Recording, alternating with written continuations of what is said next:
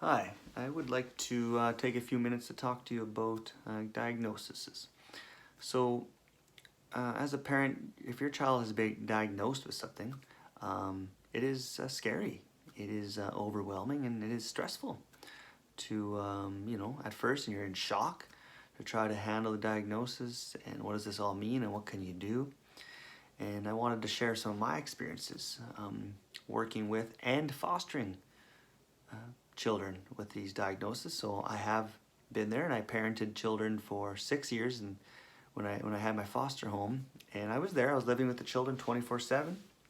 They weren't my biological children, but I cared about them, and I was concerned about them.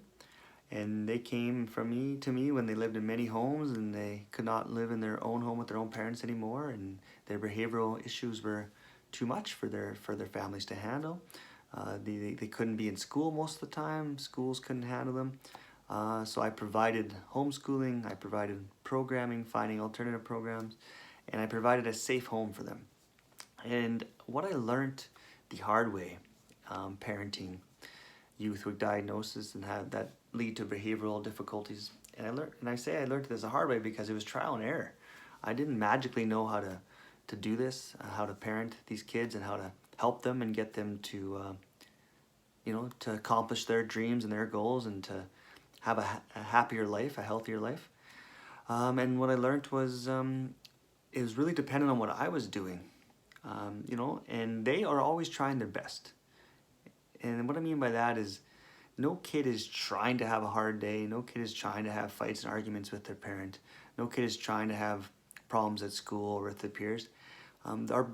The brains are wired differently. And when I say wired differently, I mean every brain is different.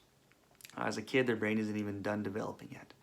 So the thing I would try to remember every day was to look past the diagnosis and look past what I was seeing as the behavioral issues and look into that kid and realize they're trying their best. They may lack the problem solving skills, the flexibility, the adaptability, the logical thinking skills, the planning ahead, the impulse control necessary to have a life where they will not run into problems with parents and with teachers and with peers.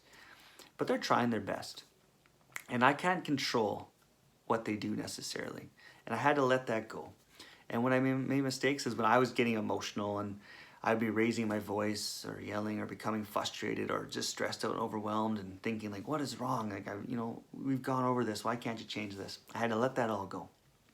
And what it came down was I had to invest in patience. I had to invest in consistency. I had to invest in communication. I had to invest in connection. I had to invest in the idea of working as a team. I had to invest in discipline as teaching, not as in consequences.